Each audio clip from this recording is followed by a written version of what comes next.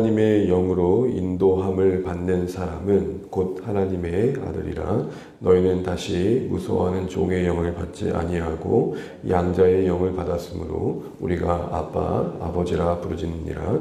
성령이 친히 우리의 영과 더불어 우리가 하나님의 자녀인 것을 증언하시나니 자녀이면 또한 상속자 곧 하나님의 상속자요 그리스도와 함께 한 상속자니 우리가 그와 함께 영광을 받기 위하여 고난도 함께 받아야 할 것이니라. 아멘. 네, 나가주겠습니다. 하늘 복 많이 받으십시오. 기도하며 감사합니다. 고맙습니다. 네, 로마서 8장의 말씀은 계속해서 말씀드린 것처럼 신자됨의 지위와 구원의 소망, 그 확신할 수 있는 바들을 성령의 사역에 근거해서 우리에게 재차 이야기해주고 있습니다. 로마서 8장을 쭉 읽다 보면 우리의 믿음이 격려받고 그래 맞아 내가 이런 은혜 아래 있지 내가 이런 소망을 약속받고 있지를 다시 한번 격려받게 됩니다. 성령께서 분명 보이지 않지만 더 분명한 손길로 확실한 소망으로 우리를 이끌어가고 계시다는 사실들을 이 모양 저 모양으로 이야기해주고 있는 것이죠. 특별히 우리가 결코 정죄함 받지 않은 자리에 서 있음을 성령을 통해 얻게 되었음을 다시 한번 이야기합니다. 성령은 우리의 생각을 평안과 생명으로 이끌어준다는 거죠. 하나님과 관계 속에서 인간에게 가질 수 있는 불평, 원망, 보이지 않기 때문에 생각할 수 있는 어떤 오해, 이 모든 것들로부터 우리를 붙들어서 하나님의 사랑을 의심치 않는 쪽으로 우리를 이끌어준다는 겁니다. 또한 우리의 몸의 행실을 주장하여서 성령께서 우리에게 앞으로 우리의 몸의 부활을 준비할 수 있도록 도와주신다는 거죠. 분명 우리는 살아있지만 여전히 제 몸을 입고 있는 현실 속에서 몸의 살아남, 몸의 부활을 약속받고 있는 그 위치에서 그 사이에서 성령은 우리가 몸의 지배를 받지 않도록 우리를 도와준다는 것이죠. 특별히 오늘은 우리가 읽은 본문 안에서 성령의 또 다른 사역 중에 하나는 신자들을 인도해 준다라는 것입니다. 그러면서 어디로 인도한지를 우리가 보여주는데요. 14절 말씀을 보게 되면 이렇게 말합니다. 무릇 하나님의 영으로 인도함을 받는 사람은 신자들은 하나님의 영으로 성령으로 인도함 받고 있다. 요거 하나는 정말 분명히 하면 좋겠다라고 말을 합니다. 이 말을 바꿔 말하면 성령 곧 하나님의 영의 인도함을 받고자 하는 사람이 신자의 한 중요한 모습이라는 것이죠. 그런데 성령께서 우리를 어디로 이끌어 가신다고 합니까? 14절 끝절에 보게 되면은 하나님의 아들됨을 확인하는 자리로 우리를 이끌어 준다라고 말합니다. 하나님의 아들. 오늘 우리의 신분을 다시 한번 이야기해 주는 것이죠. 여기서 보게 되면 하나님의 아들, 15절에 보게 되면 양자의 영, 그리고 16절에 보게 되면 하나님의 자녀. 각각 다른 말 같지만 같은 말을 여러 모양으로 이야기하면서 신자들에게 주어진 자녀됨의 특권을 강조하고 있습니다. 우리 안에 성령께서 하시는 일 중에 하나는 뭐냐면 하나님의 사랑을 우리 안에 심고 하나님이 우리의 아버지심을 알고 믿도록 도우셔서 우리가 하나님의 자녀임을 고백하도록 인도해 주신다는 겁니다.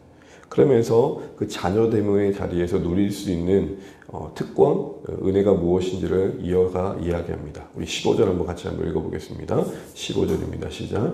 너희는 다시 무서워하는 종의 영을 받지 아니하고 양자의 영을 받았으므로 우리가 아빠, 아버지라고 부르짖느니라. 아멘. 오늘 자녀됨을 양자의 영을 받은 자로 소개합니다. 그래서 하나님을 아빠, 아버지라 부를 수 있다고 말합니다. 특별히 여기 보면 양자라는 말의 의미는 당시의 로마 사회에서는 보편적인 의미였는데요. 당시에도 좀 결혼을 기피하고 그러다 보니 또 자녀도 낳는 것들이 어려운 상황 속에서 특별히 부와 명예가 있는 또 권세가 있는 사람들이 가문의 대를 잇기 위해서 좀 총명하고 명망 있는 사람들을 타인의 자녀이지만 자신의 자녀로 법적으로 삼는 일이 있었습니다. 그렇게 양자를 삼게 되면 이전의 자녀의 신분은 다 거두어지고 새롭게 양자로 들어가게 된 그 가정의 모든 법적 권위를 소유하게 됩니다. 그래서 여러분 하나님과 우리의 관계를 우리가 어떻게 자녀가 될 수 있느냐, 우리가 하나님의 자녀됨의 근거를 그런 양자의 개념 속에서 이해해주고 있는 것이죠. 이전에 세상에 속한 자였고 세상의 가문에 속한 자라면은 이제는 하늘의 가문에 속한 자로 새로운 신분으로 법적 지위를 얻게 되었음을 말하는 겁니다. 성령께서 그렇게 우리를 도우신다는 겁니다. 그런데 양자의 영을 받음으로 우리는 이제 하나님을 향해 감히 종이었으면 부를 수 없었던, 다른 아버지였으면 외칠 수 없었던 그 이름을 부르게 된다는 것이죠. 그게 뭡니까? 아빠, 아버지. 아빠는 셈족입니다. 아람어인데요. 아빠라는 말이 그냥 그 자체입니다. 그거를 무슨 뜻인지를 번역하기를 헬라어로 아버지라 부른다라고 말한 겁니다. 아빠, 파테르라는 말인데 같은 말을 계속 반복하고 있는 것이죠. 그게 우리가 흔히 자녀들이 어린 나이에 아빠 하는 그런 의미가 아니고 아랍어로 아버지라는 말입니다. 그래서 쉽게 이 말을 가지고 우리 하나님은 아빠 불러봐요. 뭐 이렇게 조금 낮은 의미로 접근하는 부분은 아니라는 것이죠. 중요한 것은 하나님과 우리의 관계의 관계성을 아들, 부모, 그런 어떤 부모와 자녀의 관계로 지금 묶어주고 계시다는 겁니다. 그런데 여러분, 그렇게 아빠, 아버지의 관계 속에서 우리가 누릴 수 있는 이제 은혜가 뭔지를 이야기하면서 무서움을 말합니다. 이 말이 무슨 말이죠? 이제는 자녀 되었기 때문에 하나님을 공포스럽게 바라보고 두려움과 불안함의 대상으로 바라볼 게 아니라는 것입니다. 오히려 확신과 담대함을 가지고 자녀가 부모에게 나아가든 자녀가 아버지에게 나아가든 확신과 담대함을 가지고 나아갈 수 있는 길이 열렸음을 말합니다. 그러면서 15절 끝절에 이렇게 말합니다. 부르짖느니라. 간구하고 외치고 기도할 수 있는 은혜가 우리에게 주어졌음을 말하는 것입니다. 여러분, 우리 이 말씀을 읽게 되면은 마태복음 6장이 떠오르게 됩니다. 하나님께서 예수님께서 제자들에게 이렇게 말씀을 하시죠. 하늘 아버지께서 너희에게 구하기 전에 모든 것을 아신다. 그러면 여러분, 우리가 하나님을 아버지라 부르며 부르짖는다는 것은 내가 자녀로서 하나님의 돌봄을 받고 있고 보호를 받고 있는 자녀로서의 그 신분에 근거해서 우리의 오늘의 삶을 바라본다라는 것입니다. 우리가 기도할 때 구하는 자의 어떤 마음은 이게 될까? 이게 잘못되면 어떻게 할까? 라는 불안감이 상당히 큽니다. 그런데 양자의 영, 성령으로 하나님의 자녀됨을 경험하고 있는 신자들은 주시는 하나님의 자녀로서의 그 은혜 안에서 아버지 되신 하나님께서, 하늘에 계신 그 하나님께서 우리 아버지 되신 속에 다시 한번 그 모든 구하는 것에 있어서의 담대함과 확신과 소망을 갖게 된다라는 것입니다. 마태복음 6장을 말씀드렸는데요. 구하기 전에 하늘 아버지께서 아신다고 할 때 이런 얘기를 하셨죠. 자녀가 떡을 구하는데 돌을 줄 아버지가 있느냐? 생선을 구하는데 뱀을 줄 아버지가 있느냐? 아무리 돌을 구한다 해도 그 돌을 그대로 주시는 분이 아니라 우리에게 유익한 것을 주시는 하나님 아니시냐? 그렇게 말씀하셨던 부분이 있습니다. 이와 같이 우리가 성령 안에서 양자의 영을 받은 자로서 아빠, 아버지로 하나님을 부르면서 기도할 수 있는 특권이 우리에게 주어졌음을 바울은 말합니다. 사랑하는 성도 여러분, 우리는 하나님의 아버지 되심을 무엇으로 고백하고 누리고 계시는지요? 하나님을, 그 하늘에 계신 그 영광스러운 분을 우리가 아버지로 부를 수 있는 이 놀라운 특권을 우리는 신뢰하며 누리고 있는지 다시 한번 돌아볼 필요가 있는 것입니다. 우리가 하나님의 아들로서 살아가고 있다는 신앙의 가장 중요한 증거 중에 하나는 기도의 삶이 있더라는 것입니다. 힘들 때, 어려울 때, 곤란스러울 때, 답답할 때 하나님을 아버지로 믿는 신자들은 성령의 도우심 속에 아빠, 아버지 부르면서 하나님과의 관계 속에서의 그 주어진 복들을 누리는 쪽으로 간다는 것입니다. 성령께서 이렇게 우리를 도우신다는 거죠. 인간의 본능을 따라 신적 존재이신 하나님을 향해 두려워할 수밖에 없고 불안해할 수밖에 없는 우리를 성령은 양자의 영으로 붙드셔서 우리가 이제는 하나님의 자녀로서의 그 신분에 합당하게 하나님을 향해 담대하게 나아갈 수 있도록 도우신다는 거죠. 그러게 여러분, 우리가 다시 한번 이 자녀됨의 특권을 누리고 있는지를 돌아보면서 기도를 다시 한번 생각해 보게 됩니다. 기도가 어떤 의무와 책임으로만 와닿는 것은 우리가 하나님과의 관계를 좀 오해하고 있기 때문일 것입니다. 다시 말하면 무엇이냐? 참된 기도는 하나님을 아버지로 부르는 신자들이 누리는 삶의 그 관계의 결실입니다. 부득이하게 어쩔 수 없이 하는 것이 아니라 부모와 자녀의 이야기가 부득이한 대화가 아니며 삶의 자연스러운 일부이듯이 자녀가 오늘 내가 각오하고 아버지와 좀 얘기 좀 해야겠다. 이런 게 아니지 않습니까? 아빠 오늘 이런 일이 있었어요. 이런 일도 있었고요. 한데 이런 어려움이 있는데 어떻게 할까요? 이것이 자연스러운 것이듯 양자의 영을 받은 신자들, 자녀인 우리는 하나님을 아버지로 부르면서 삶의 모든 것을 동행해가는 그런 삶의 모습이 필요하다는 것이죠. 다시 한번 우리의 기도는 어떤지를 돌아보면 좋겠습니다. 다시 한번 이걸 기억하시면 좋겠습니다. 기도는 하나님을 아버지로 볼 수 있는 은혜 아리는 신자들이 누릴 수 있는 열매입니다. 우리가 이 귀한 약속을 받고 있다는 사실을 놓치지 않고 무서워하는 종의 영에 매여서 여전히 하나님을 오해하고 있고 하나님이 나를 심판하시면 어떨까? 정죄하시면 어떨까? 그런 관계 속에서 하나님을 이해하고 있다면 다시 한번 돌아보면 좋겠습니다. 많은 신자들이 여전히 구원받은 사실 안에 있음에도 불구하고 아들로서 증거되어진 그 십자가에 자신을 내어주신 것으로 증거, 그 사랑을 의심하면서 이 하나님과의 우리의 관계, 아버지와 자녀의 관계를 누리지 못할 때가 참 많습니다. 여전히 무서워하는 종의 영을 받은 자와 같이 행동할 때가 많다는. 잊지 마십시오. 내가 예수를 주로 고백한다는 것은 우리 안에 성령의 계심을 말하는 것이고, 성령은 또 다른 이름으로 양자의 영입니다. 양자의 영이라 하면 우리를 하나님과의 관계를 아버지와 자녀로 묶어주신다는 겁니다. 이것은 우리에게 주어진 특권이며 은혜입니다. 다시 말해 누려야 될 것이라는 것입니다. 신앙은 누림입니다. 바로 이 사실을 바울은 다시 한번 강조하고 있는 것이죠. 우리에게 기도가 다시 한번 새롭게 와닿으면 좋겠습니다. 작정하고 각오하고 그래서 나온 결과물이 아니라 우리의 호흡과 같이 자연스럽게 삶의 일부처럼 하나님과 동행하는 그런 삶의 모습들로서 기도가 자리매김해 가길 바랍니다.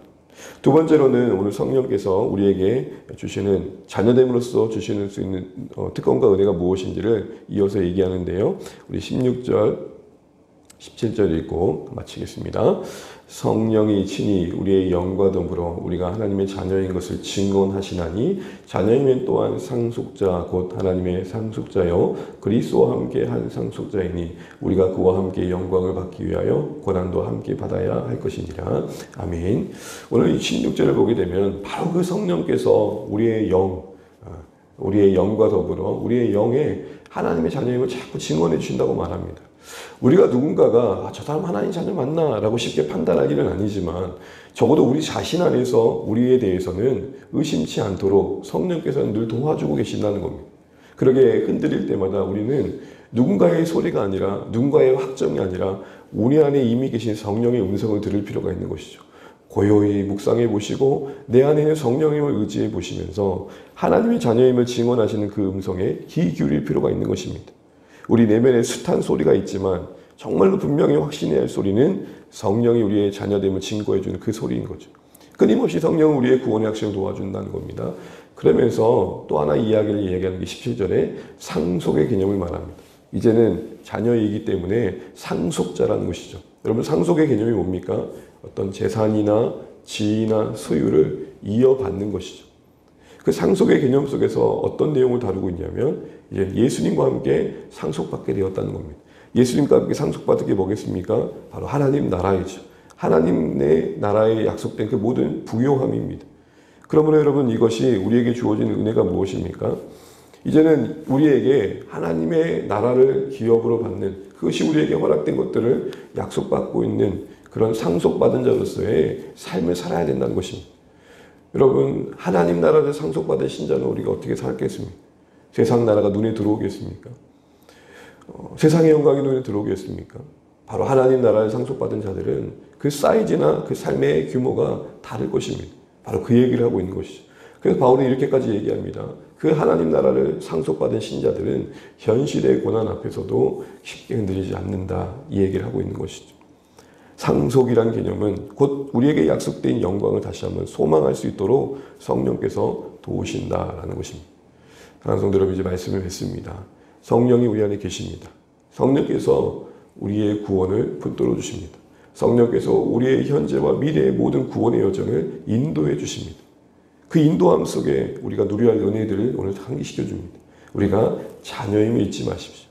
현실 속에 그 자녀됨이 때로는 긴가민가 할 때가 있을 것입니다. 그럴 때마다 다시 한번 말씀의 기초에 우리의 자녀됨의 신분을 확인하십시오. 무엇보다도 이제 우리가 하나님을 그 크신 분을 아버지라 부를 수 있는 자리에 있습니다. 이걸 우리가 누리시면 좋겠습니다. 내 손에 무엇이 들려져 있는가가 우리를 든든하게 할 수 있는 게 맞습니다. 그러나 아무것도 없어도 든든할 수 있는 이유는 하나님이 우리를 소유하고 계시다는 겁니다. 하나님의 아버지로서 우리를 자녀의 모습 속에서 자녀로 바라보시며 돌보고 책임져주는 자리에 있더라는 것이죠.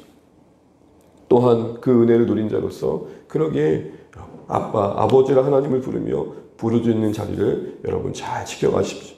기도와 함께 하나님과 동행하는 삶이 삶의 자연스러운 모습이 되면 좋겠습니다. 기도는 관계의 결실이기 때문입니다.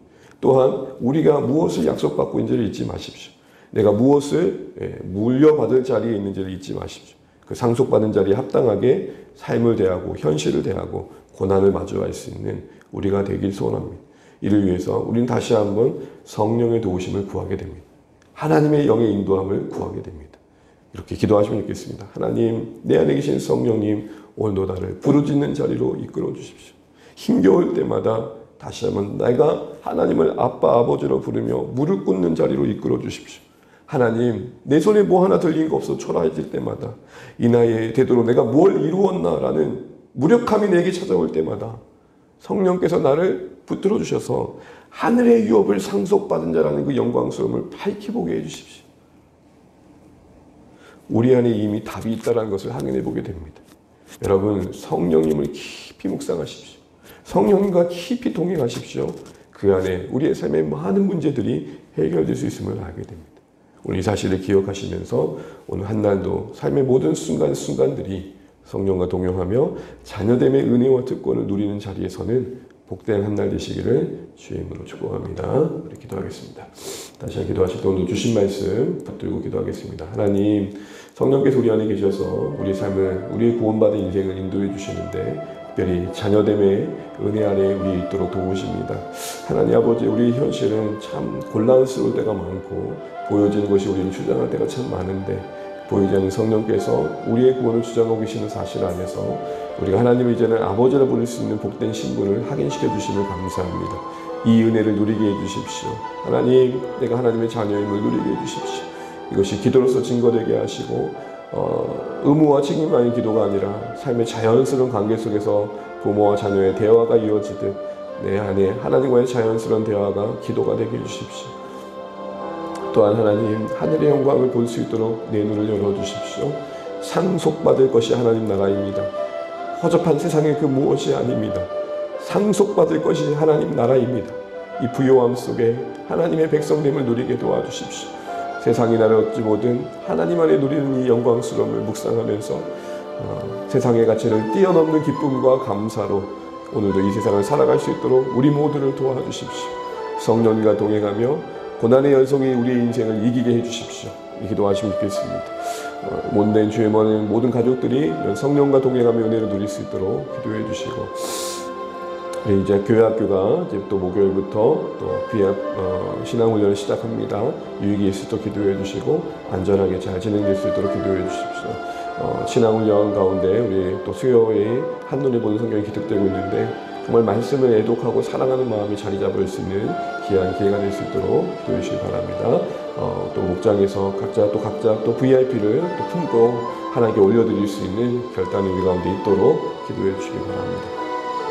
특별히 또 우리가 또 함께 성도님들의 연약함 속에 하나님 은혜가 있도록 기도해 주시면 좋겠습니다.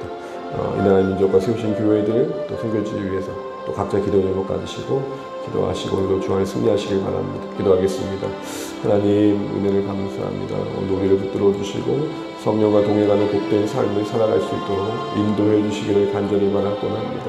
성령님이 우리를 하나님의 자녀됨을 확신시켜 주시고 또한 누릴 수 있도록 도와주신다고 말씀하십니다. 성령님, 우리가 그 자녀됨을 누릴 수 있도록 도와주십시오. 우리가 아빠, 아버지라 부르며 어느 순간인지 주님을 찾게 도와주시고 부르짖게 도와주시고 기도할 수 있도록 도와주십시오. 우리에게 기도가 의무와 책임에 하나님 어찌할 수 없는 선택들이 아니라 하나님 자녀로서의 자연스러운 삶의 일부가 되게 도와주십시오. 걸으며 또 뛰며 하나님 아버지 삶의 모든 삶의 고단한 순간들 속에 하나님을 아버지 부르며 하나님 아버지 부르며 나아갈 수 있도록 도와주십시오. 하나님, 우리의 삶에 우리가 물려받을 것이 있음을 기억하게 도와주십시오. 영광스러운 그 나라를 약속받고 있습니다. 그것이 우리의 것임을 법적으로도 보장해주고 계십니다. 세상의 화려한 것에 우리 마음이 매료되지 않게 도와주시고 영원한 것에 더 우리의 시선을 응시하게 도와주셔서 주님이 주실 것들을 이 땅에서 누리며 살아갈 수 있도록 도와주십시오. 자녀에게 부르짖을 수 있습니다. 자녀에게 물려받을 기업이 있습니다.